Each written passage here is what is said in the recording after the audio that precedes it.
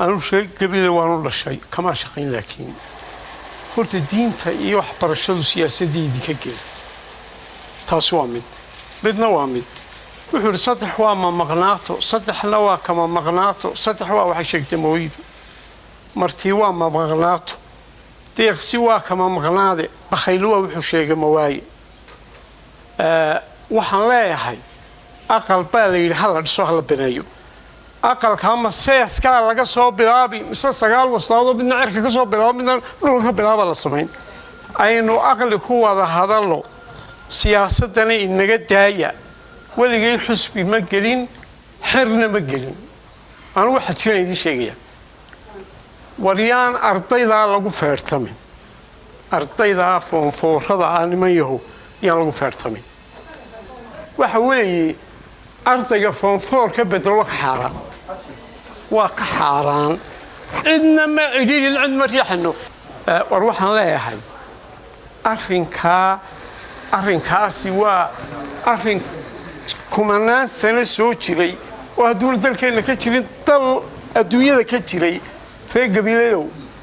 iskuulka aysan ka talinay wallahi aysan ka talinay haddii diintii yareeda cusbayde Soomaalidu lahayd laba diimood bay lahayd Soomaalidu kuma idin sheegaya diimo horena way lahayd waa qabay lahayd oo aad garanaysaa weligeeyo waa qay ateeta islaan la oran jiray waxa uu Faaduma ku bedelay ee lahayd ya war waxaan shaqadeena ahayn iyo ficil aan meel gaarayn iskuulka ayaan lagu hirdin soo socdo wasaaraddu way ku tala gasho waa la idin sheegay inuu iskuulkaasi aw tamariyo si kasta waa loo eegay sida hadaa ka dudaan waa si aan soconayn waynu ku haraadi ficilka waxaan leeyahay caradu waa shaqo ibliis ficilkuna waa shaqo ibliis adeersay raacatada ha u boodina raacatada markii la afkiiskiliso dabeetana rabaasto carooga fuufta aanu raas raacatan ka dhasho jibaa boqorkii ugu dambeeyay ee awrkiisu raraaban ka dhashay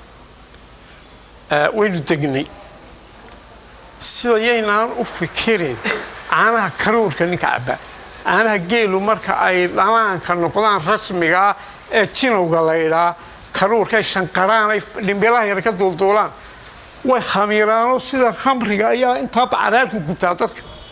dabeetana kaasi wuxuu doonaa fidma markuu ka dherga kuwa fidmuu doonaa